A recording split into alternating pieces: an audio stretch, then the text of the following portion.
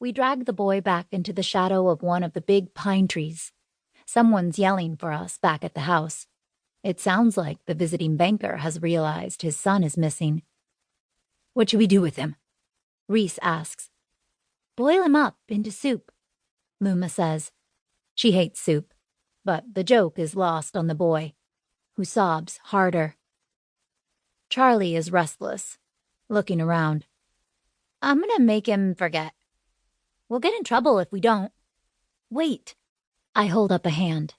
I feel something that's new, some hungry, hollow little place inside me. I think I want to eat him. Reese slaps me on the back, and Luma squeals with delight.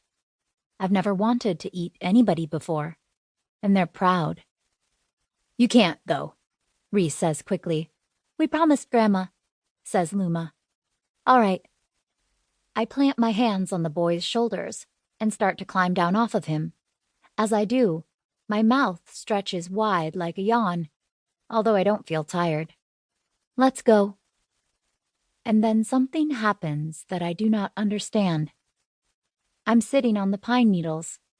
My jaw aches unbearably, and the boy is gone.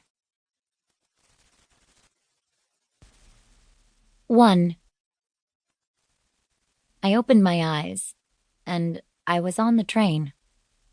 I was the only passenger left. How long had I been asleep? I looked down to make sure I still had my things. My straw hat, my suitcase stamped with the letter Z. I'd hung on to them this whole way, through sleeping on a bench in Penn Station and sprinting to catch a train in Boston, ever since I'd left Saint Brigid's School for Young Ladies this time yesterday. Thinking about it, I ran my tongue over my teeth again. No matter how many times I did it, I could still taste copper. The door at the far end of the car clattered open, and I jumped.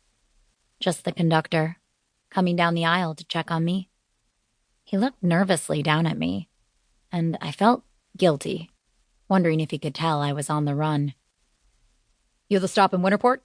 he said. I nodded. His eyes had wandered down to my suitcase. "You got people there?" he asked. "I'm kin of the Hannafins, myself." People up here were like this, I remembered suddenly. Always wanting to know about your family. "The Zarins," I offered. He twitched like a rabbit before settling himself back down. "I thought you might be," he said.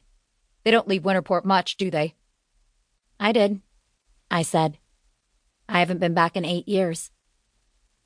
Once I said it, I froze, terrified he'd ask me why I was coming back now. I rummaged frantically in my mind for a convincing lie, but he just smiled at me tightly and touched his hat. "We'll just be slowing down, not a full stop," he said. "Don't worry, people do it all the time. When the whistle blows the first time, get ready." He disappeared, and I stared out the window and watched the landscape for a while. It had been almost summer in Maryland, but as we rumbled across the bridge that divides New Hampshire from Maine, I saw a few stubborn patches of snow clinging on beneath the pine trees. I'd been angry when I'd gotten on the train, and that had kept me in motion. But the weather chilled my anger and crystallized it into fear. Maybe there were good reasons I wasn't supposed to be at home. I had a vague, half-remembered feeling that it wasn't exactly safe. It all felt faded and vaguely ridiculous. None of it seemed plausible when I held it up to the light. But if it was true, if I was right, then I needed to be home again. After all, there was no other place for me in the world. Not after what I'd done. Lucy Spencer flashed in my mind for a moment then. Her red hair coming out of its braid, her face twisted in that expression people make right before they start screaming. And then the whistle was blowing. "Get ready," he'd said. I hefted my suitcase, clapped my hat on my head. Time to go visit my family. The conductor came back to open the door for me as the train slowed.